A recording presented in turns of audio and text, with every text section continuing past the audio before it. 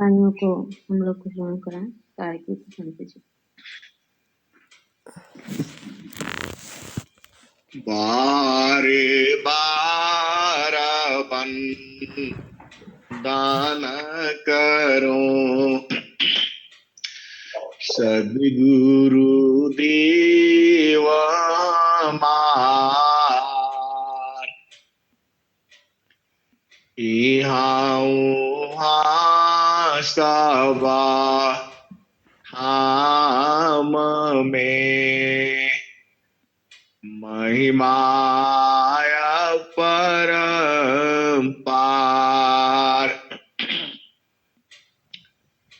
गुरु जी महिमाया परंपार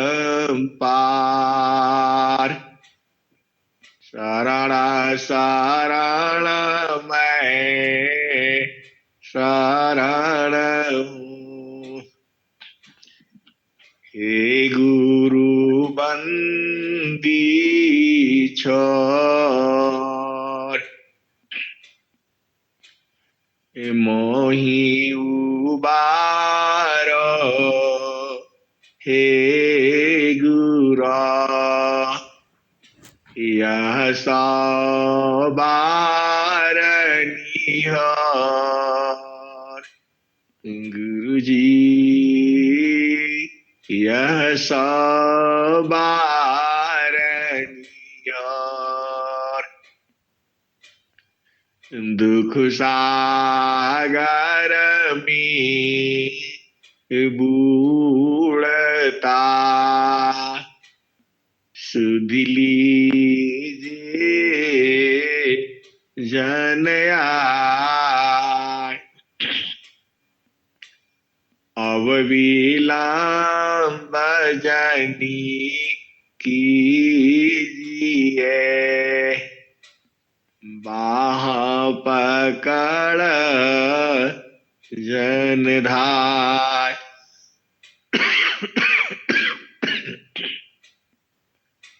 गुरु जी बाह पकड़ जन धाय ये हंसा हंसनी माताओं गुरु भाइयों गुरु बहन और मेरी प्यारे प्यारे बच्चों, जो सदगुरु का जो आनंद है, जो सदगुरु का जो सुख है, जो सदगुरु में जीव लगते ही आनंद की वर्षा होने लगती है, जो निरंतर है, जो कभी खत्म नहीं होता, अभी भी है, कल भी था, जुगों जुगों से है और आने वाली जुगों जुगों में ऐसे ही रहेगा। ये हंसा और हंसनी हम लोग इस संसार में जड़ शरीर से रहें या न रहें, लेकिन जड़ शरीर से रहते हुए उस सुख को जान जाना है। देखो कितना मतलब क्या कहा जाए, तो मानव जन्म मिला है और मानव जन्म मिलने के बाद सद्गुरु मिला है और सद्गुरु से उस सुख को तुम जान जाना है। देखो संसार का सुख तो जड़ सुख है, सुख तो है, थोड़ा है, क्षणिक है, लेकिन जो चेतन सुख है, जो सद्गुरु का है, उसको भी इसी जड़ शरीर से तुम्हें बूझना है और यही जीवन का लक्ष्य है। मतलब कितने लोग कहते हैं कि मरने के बाद, मरने वाला काम नहीं है यहां तो जीते जी उस सुख को तुम्हें जीते जी इसी शरीर में, इसी शरीर से बोध कर लेना है, और बोध कराने वाला सदगुरु है। आप लोग जो ये सत्संग चलता है, अब मैं कैसे कहूं, जो इस सत्संग में जो लोग जुड़े हुए हैं, जब उनकी वाणियां आप सुनते हैं तो चेतना ऊर्ध्व हो जाती है। जो हीरा है, देखो हीरा की पहचान सब लोग नहीं करता है। इस संसार में सबसे महंगा हीरा है, सोना है, चांदी है। ये हंसा और हंसनी जो हीरा है वह सोना से भी महंगा है, लेकिन उस हीरे को पहचानने वाला कोई कोई है। उस हीरे को पहचानने वाला कोई कोई है। असली कौन है और नकली कौन है, वही हीरा जो है संत होते हैं। अब आपको पहचानना तो पड़ेगा। आप तो कहते हो कि खेती करना बड़ा आसान है, गुड़ाई कर दिया, बीज बो दिया, उग गया और पानी दे दिया। ऐसा है नहीं। जब तक तुम उसको प्रैक्टिकल नहीं करोगे, खुद से अपने हाथ से नहीं करोगे, तब तक मजा नहीं आएगा। तब तक आपका ज्ञान अधूरा है। लोग कहते हैं बिजनेस आसान है, 5 रुपये का सामान लाओ और 15 रुपये लगा करके बेच दो। ये हंसा और हंसनी बिजनेस भी आसान नहीं है। लोग कहते हैं नौकरी आसान है, हर महीना तनख्वाह मिल जाती है। ये हंसा और हंसनी, आप नौकरी करके तो देखो। लगता है हर चीज आसान है, लेकिन आपको मालूम नहीं एक पल में भी नौकरी खराब हो जाती है। मेरा कहने का मतलब क्या है? मेरा कहने का मतलब ये है कि जब तक आप खुद नहीं करोगे, तब तक आप बुझ नहीं पाओगे कि इसमें है क्या। और स्वामी जी का ज्ञान जो है खुद करने का है। बताने वाला बता दिया, लेकिन जब तक आप खुद करोगे नहीं, तब तक मजा नहीं आएगा। हिंसा और हंसनी। अब चलो संसार में देखो, मैं आप सबको चेतन और जड़ दोनों में ले चलता हूं, और दोनों की भेद को आपको बुझना है, समझना है। अब यहां आप भेद को बुझो। जड़ सुख है संसार का। लोग कहते हैं बस बच्चा बड़ा हो गया, बच्ची बड़ी हो गई, शादी करना है, विवाह करना है, प्लान है, डेकान है। पति सुख जो है और पत्नी सुख जो है, यह तो केवल ऐसी ही चर्चा होती है संसार में। लेकिन क्या सुख है, वह तभी पता चलता है जब शादीशुदा होकर के एक दूसरे के पास पहुंचते हैं। ये हंसा और हंसनी। संसार में जड़ सुख भी तो है, इसी के लिए संसार पागल हुआ है। स्वामी जी ने क्या लिखा है?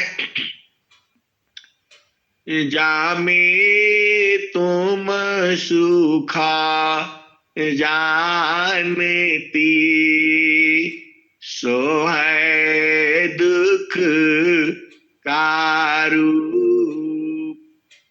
जामे तुम सुखा जानती, सो है दुख का रूप। सत सुख सुख जाना नहीं, ताते पर भवकूप। ये हंसा और हंसनी, जिसमें जीव सुख मानता है वह दुख का रूप है। और जब तक तुम सच्चा सुख नहीं जान जाती तब तक जो है भवकूप। भवकूप का मतलब बार बार इस संसार में आना और बार बार जन्म लेना और बार बार मृत्यु होना। अभी मान लो इस संसार में तुम्हारे पास जो है शरीर तो छूटेगी, तो छूटोगी तो फिर तुम दोबारा इसी संसार में आओगे, क्योंकि काल जो है वह जाने नहीं देता है। उसकी संख्या कम हो जाएगी, सृष्टि जो है खत्म हो जाएगी। लेकिन ई हंसा और हंसनी जो चेतन सुख को जान लिया, बूझ गया, वह क्यों आएगा इस संसार में? यही मुक्ति है। अब अभी आपने भजन सुना, देखो सदगुरु का भी मंडल है, सदगुरु की भी भूमि है, जगह है। पहला भूमि है, दूसरा भूमि है, तीसरा भूमि है, चौथा भूमि है, पांचवा भूमि है। जगह जगह का दृश्य है। अब आप संसार की बात बूझो, जो है पिया मिलन, पिया मिलन का जो सुख है वह तो वही जानता है जो पिया से मिलता है। आप थोड़ा प्रकृति और थोड़ा चेतन दोनों के भेद को बुझना और समझना। जो पिया सुख है वह तो वही जानता है, लेकिन वह उसे ऐसे ही बता सकता है, बहुत सुख है, ऐसा है, वैसा है, ये है, वो है। लेकिन जब वह खुद जब जो शादी होती है, विवाह होता है, पिया मिलन होता है, तब वो वास्तविक सुख को तभी वह जानती है या जानता है। आप भेद को बूझो। यह जड़ सुख की बात हो रही है। जब जड़ सुख की चर्चा होती है वह बताता है, ऐसा है, वैसा है, ये है, वो है। आप सब जानते ही हो संसार में उसकी चर्चा क्या करना। पूरा जो संगीत भरे पड़े हैं, इसी की चर्चा पूरे संसार में है। हिंसा और हंसनी यह तो जड़ सुख है। पूरा गाने बजाने, गीत, भजन, कीर्तन और क्या क्या तो सब बना है, फिल्म है, सब देखो। लेकिन सुख का पता तभी चलता है जब जो है वास्तविक एक दूसरे के साथ मिलन होता है। वह भी उस सुख को बता सकता है बाह्य रूप से, लेकिन आंतरिक सुख कैसे है, हिंसा और हंसनी वह तभी जानेगा जब खुद करेगा। हिंसा और हंसनी यह जड़ सुख है, यह प्रकृति सुख है। और आप दूसरा भजन अभी आपने जो भजन सुना है लास्ट में, आपने क्या सुना?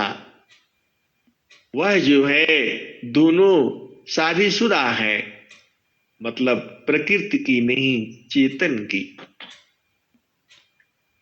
आपको पता है जब उपदेश होता है तो यही कहा जाता है कि जो है बताना नहीं है। कितना भी कोई पूछे उसे नहीं बताना है। यहां तक कि यदि सदगुरु भी जी आ जाए और कहे कि बताओ, जब सदगुरु आ जाएंगे तो वो तो अपने आप ही जानते हैं कि तुम किस भूमि का। अरे सदगुरु को छोड़ो, संत ही पहचान लेते हैं। आप ही पहचान लोगे कि यह बाड़ी कहाँ की है। ये हंसा और हंसनी, कोई बिजनेस चल रहा है तो आप दुकान देख करके ही बता दोगे कि इसका बिजनेस ठीक चल रहा है और इसका बिजनेस ठीक नहीं चल रहा है। आप तो देख लेते हो ना, देख करके ही समझ जाते हो। अब संसार में आओ। संसार में आप किसी के घर जाते हो, घर द्वार देख करके ही समझ जाते हो लोग कैसे हैं। ये हंसा और हंसनी, आप बाणी सुन करके ही समझ जाते हो यह व्यक्ति कैसा है। ज्यादा लंबा चौड़ा क्यों कहना। लेकिन अब यहां भेद समझो, उसको आपको बताना नहीं पड़ता है। आप दुकान देख करके ही समझ जाते हो इसका बिजनेस सही चल रहा है, यह व्यक्ति सही है। घर देख करके ही आप अनुमान लगा लेते हो। वैसे ही संत की वाणी सुन करके और आप बुझ जाते हो यह किस भूमि का साधक है। बताना नहीं पड़ता, तो वह सारे चीजें गोपनीय रखी जाती है। कौन कहे कि मैं पहला भूमि का हूं, कोई पंचम भूमि का है। ये सब आपको आप अपने आप जान जाते हो। देखो, दो स्त्रियां हैं, यदि वो शादीशुदा है तो देख करके बता देगी। अब आप बोलोगे कि सिंदूर लगाई होगी, नहीं, ये सब छोड़ दो। ऐसी ही बातचीत से वह पहचान जाएगी। और स्वामी जी ने भी एक दोहा लिखा हुआ है, आपको मालूम है। चलो आप भेद बूझो। उसी में जिसका शादीशुदा नहीं हुआ है वह भी है, उसको भी देख करके आप बता दोगे कि इसका शादीशुदी नहीं हुआ है। ये हंसा और हंसनी, अब आप भेद मतलब पर आओ।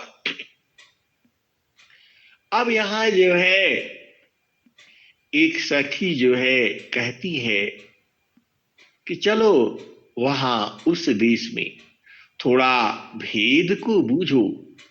जो वह आनंद है वह वाणी का विषय नहीं है, वह तुम्हारा इंद्रियों का विषय नहीं है। यहां तक कि स्वामी जी ने भी यही कहा है, वहां की दृश्य कौन मैं वर्णो, वहां के दृश्य कौन मैं वर्णो, वाणी बुद्धि ना पाऊंगा। महाप्रभुआ नंत दया मैं उनसे तो ही मिलाऊंगा। ये हंसा और हंसनी, सदगुरु जो है उस परमात्मा से आपको मिला तो देगा, लेकिन वहां का दृश्य का जो वर्णन है वह उसको वाणी से नहीं समझा सकता। मतलब यही है। अब आओ उस भजन का सार समझो। एक सखी उस चेतन मंडल पर उस सुख का अनुभव कर रही है। वह दूसरे से भी कह रही है कि अरे भाई यहां चलो, और एक ही पलंग। अब यहां भेद समझो, जो है सदगुरु तो एक ही है और परमात्मा भी एक ही है। इस संसार में परमात्मा दो नहीं है और सदगुरु भी दो नहीं है। एक समय में एक ही गुरु पूरे संसार में रहता है। एका गुरु तीना लोक में, प्रगट गुरु संसार, कहीं आकाश बाणी बने, कहीं आत्म उर्धार। एक गुरु तीना लोक में, प्रगट गुप्त संसार, कहीं आकाश बाणी बने, कहीं आत्म उर्धार। ये हंसा और हंसनी, आप भेद को बूझो। सदगुरु एक ही है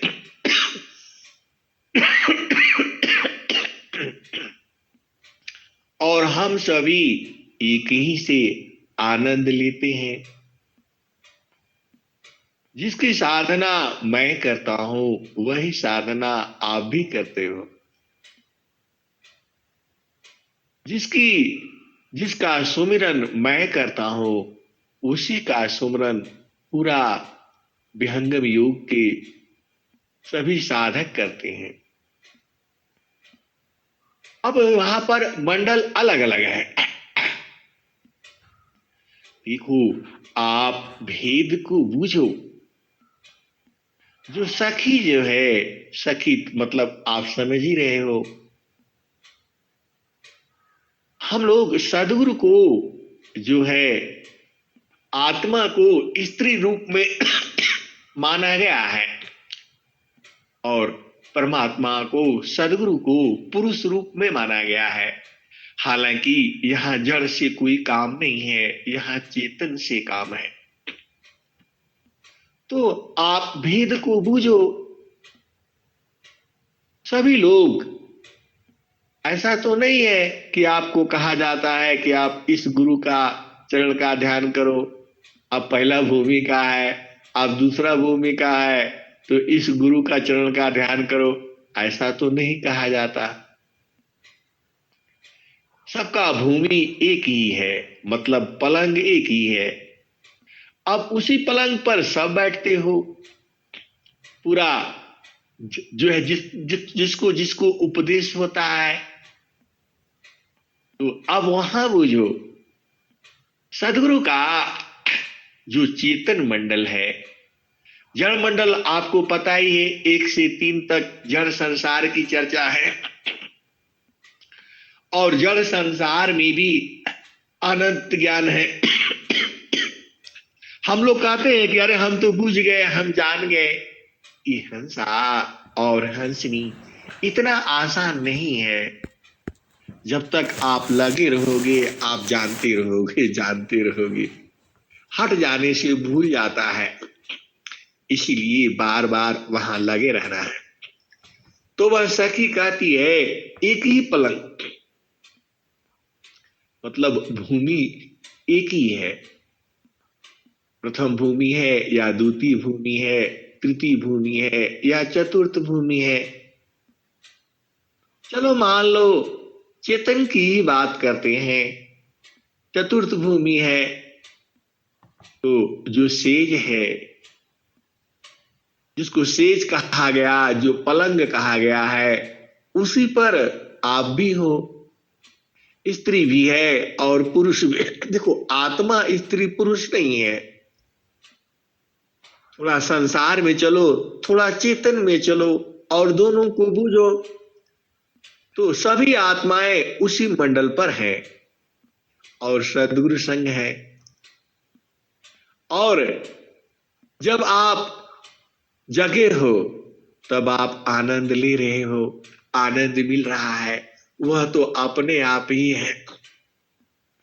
पूरा संसार वो आनंद ले रहा है।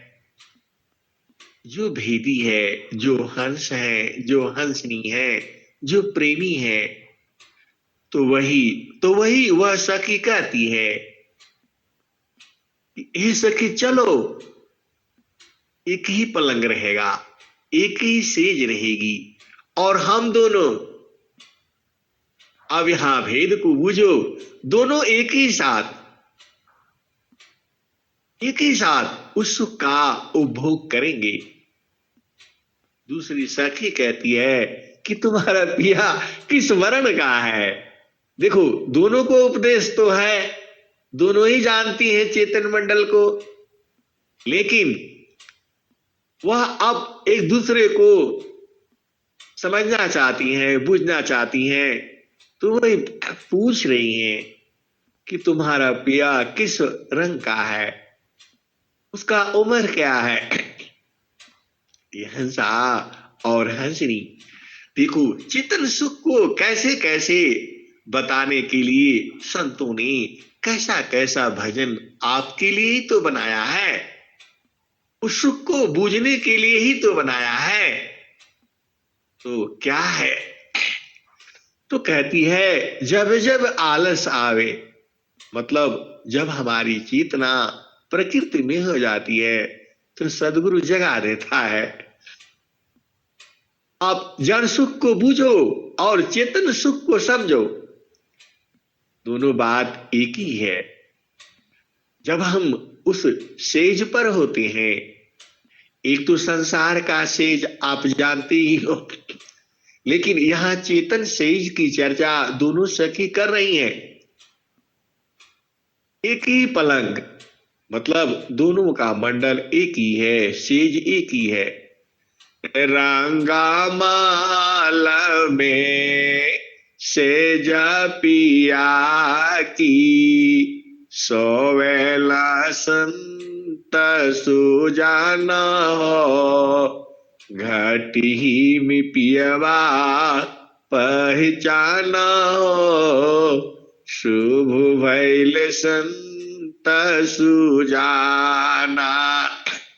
रंगा महल में सेजा बिछतु है, सोवेला संत सुजाना हो, घटी में पियवा पहचाना हो, शुभ भैल संत सुजाना।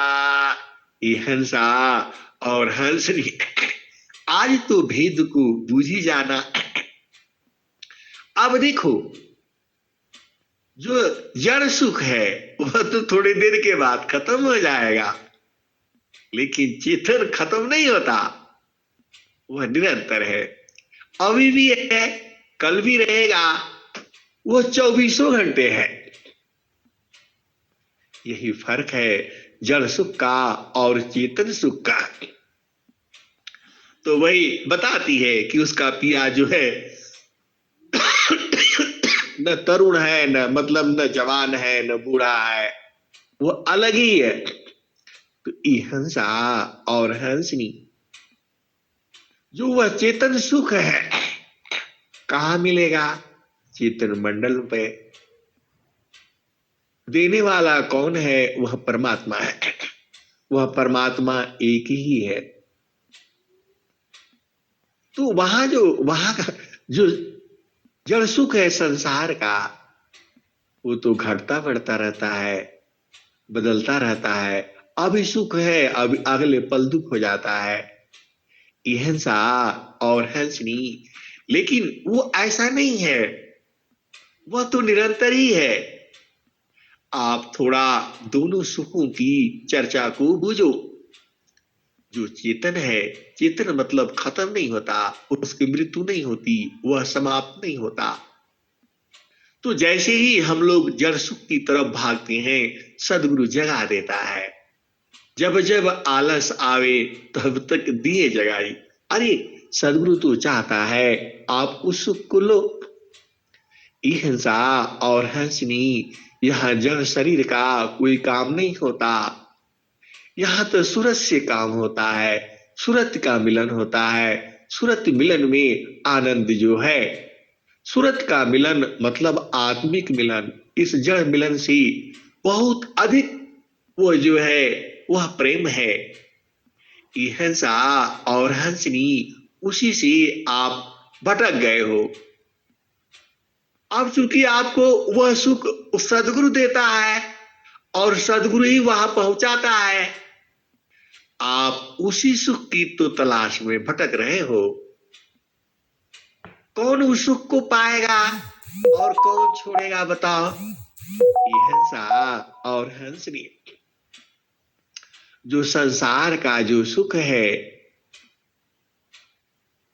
तो ये सुख तो स्वार्थ का है, क्षणिक है।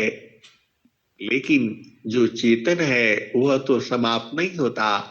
उसी चेतन सुख की चर्चा संतों ने अपने वाणियों में जुगु जुगु से कहा है।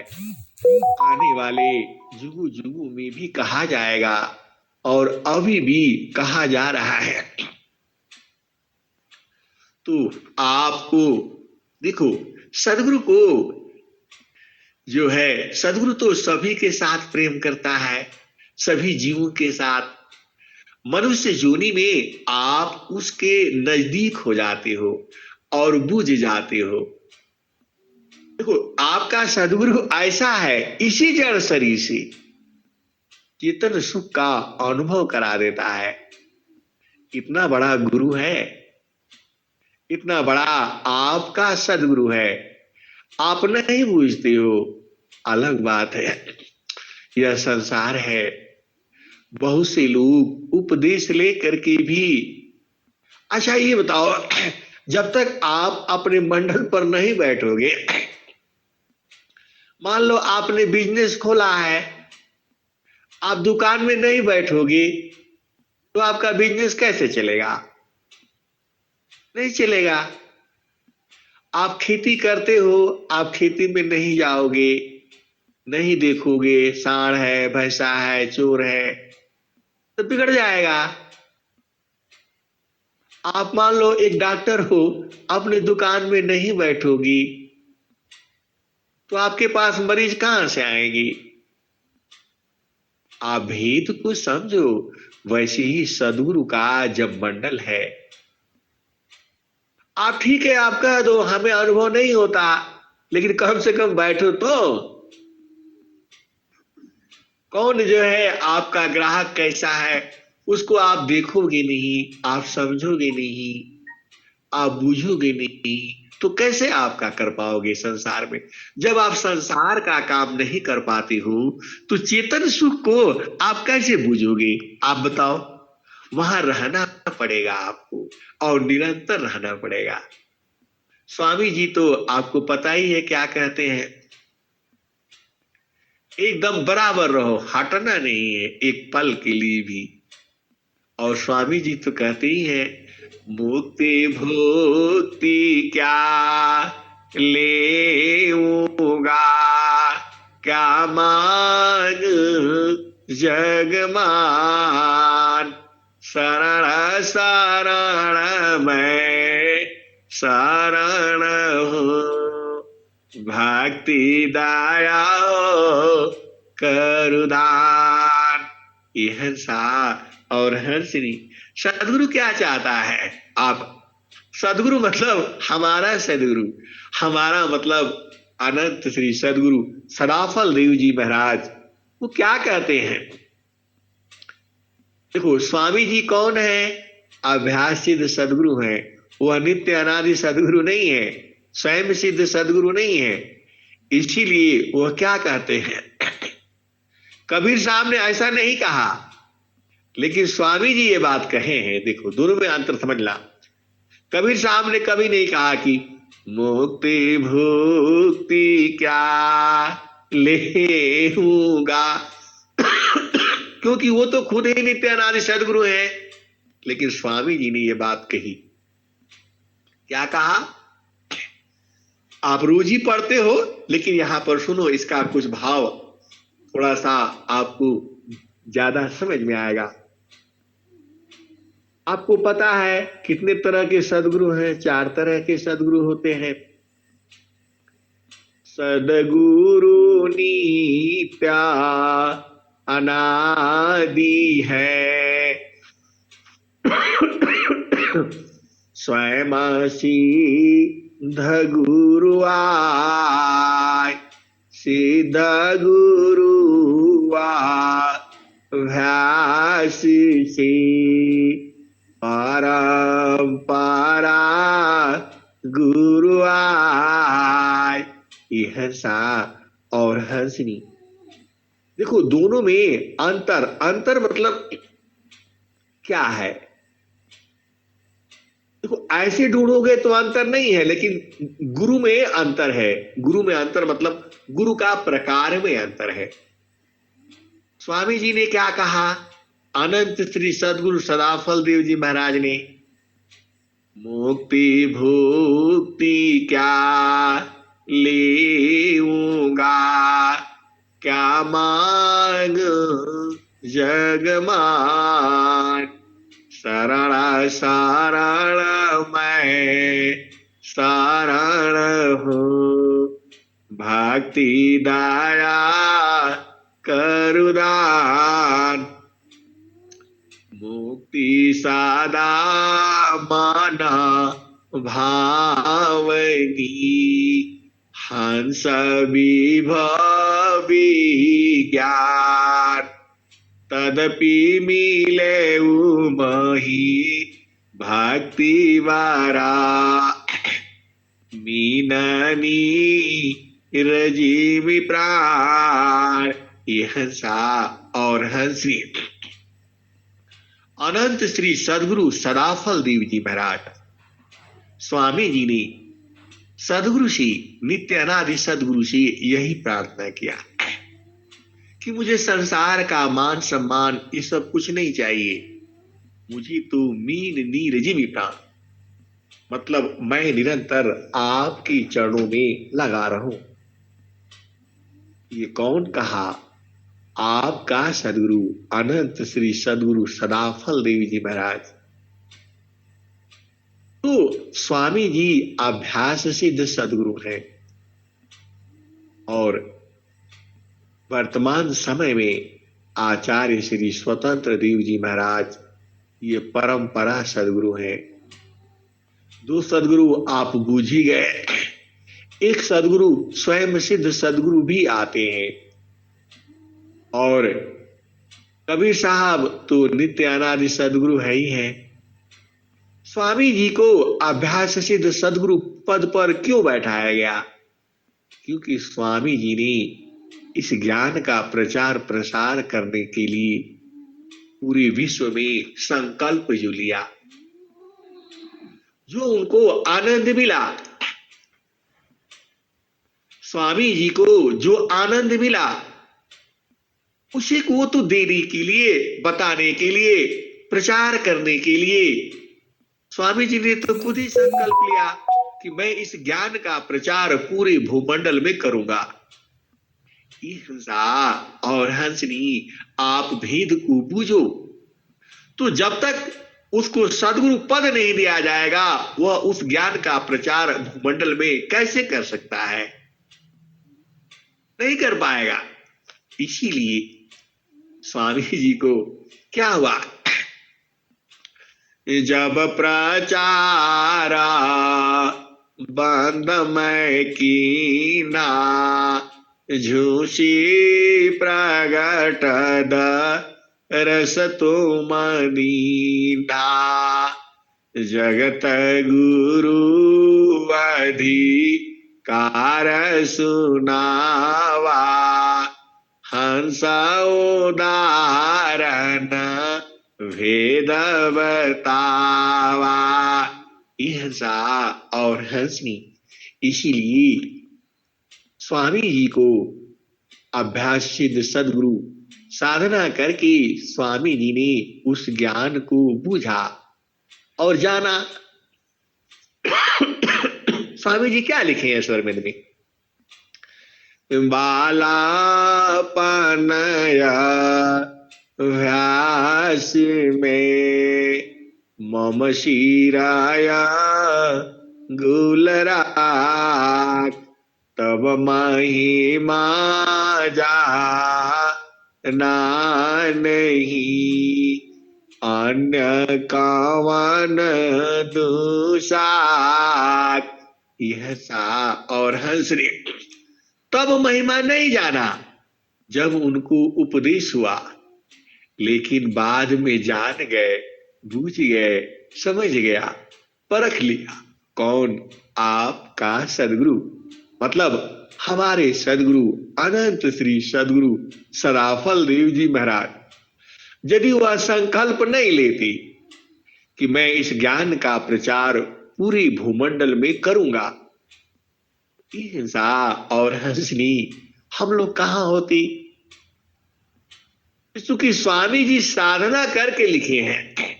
तो कहने का मतलब ये है कि आप भूमि पर बैठोगे नहीं तो कैसे जानोगे? प्रभु के सुमीराना ध्यान में मिले चार फल आय अर्थ धर्म अरु काम है मोक्ष महा पद पाय। हंसा और हंसनी स्वामी जी ने यही लिखा है स्वरवेद में। तो आप सुमिरन ध्यान करो। और सुमिरन आपको कैसे करना है?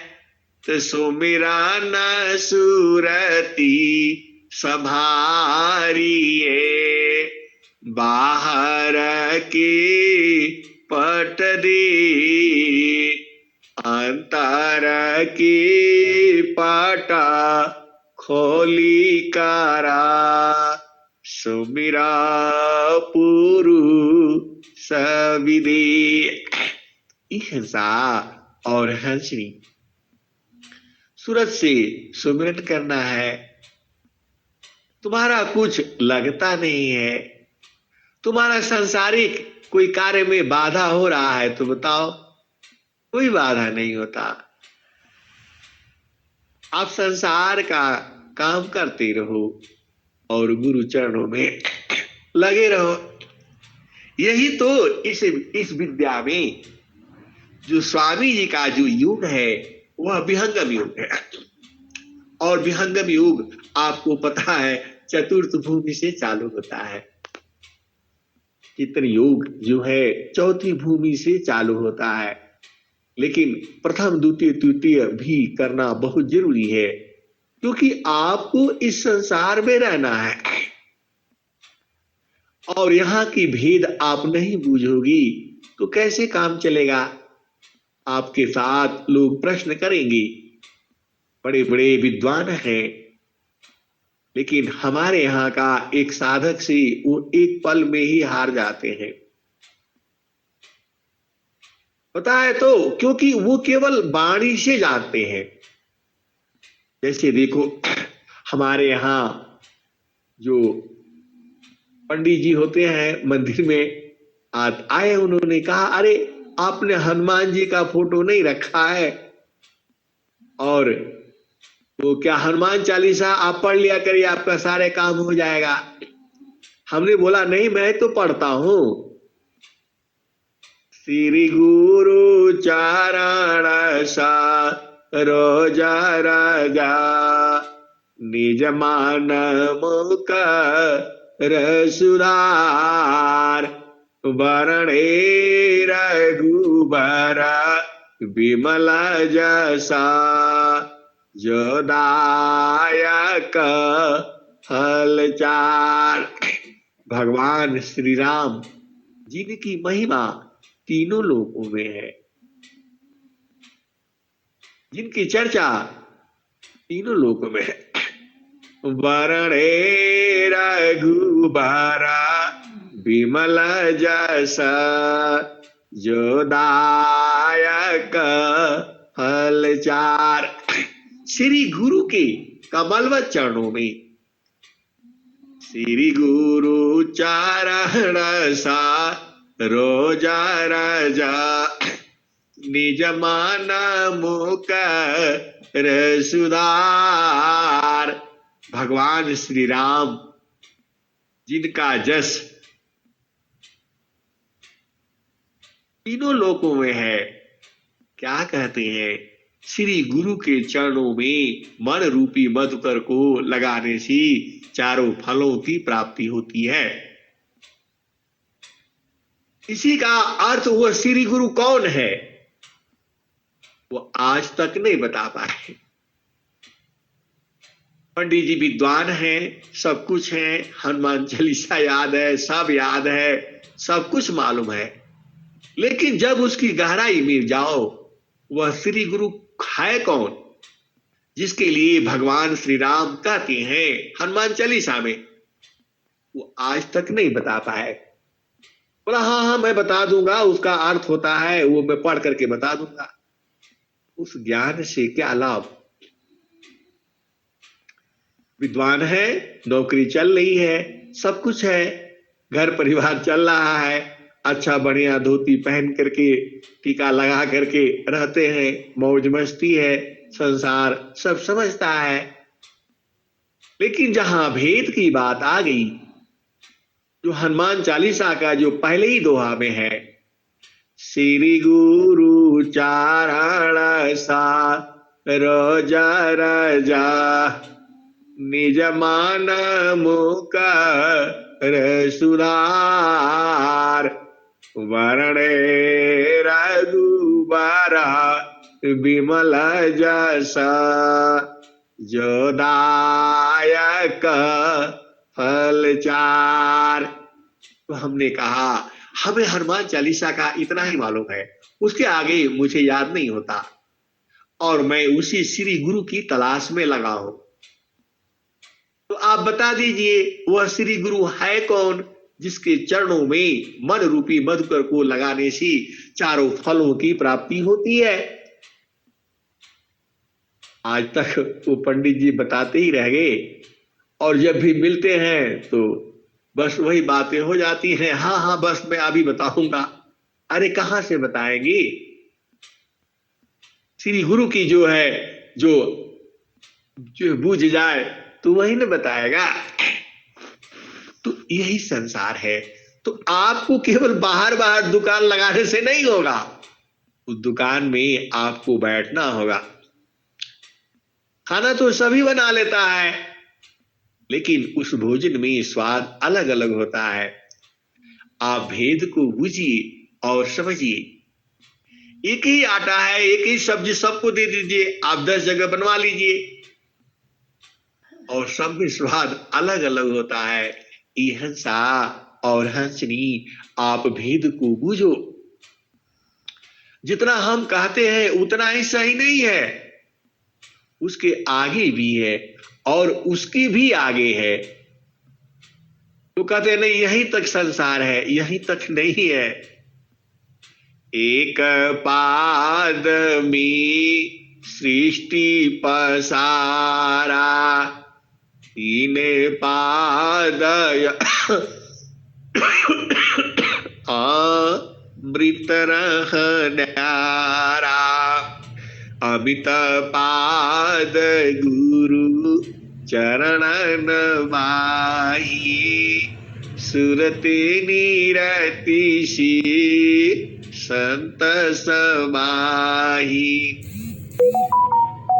एक पाद में सृष्टि पसारा, तीन पादय मृत रह न्यारा। अमित पाद गुरु चरण नमाहि, सुरति निरति सी संत समाही। ईर्षा और हंसनी, सदगुरु के प्रदेश में सुरति और निरति से जा सकते हो, शरीर से नहीं जा सकते हो। तो सुरति निरति से ही अपना देश देख लेना है, अपना जगह देख लेना है, वही आपका देश है। अब मैं वाणी को यहाँ विराम देता हूँ। प्रेम से बोलिए सद्गुरुदेव भगवान की जय।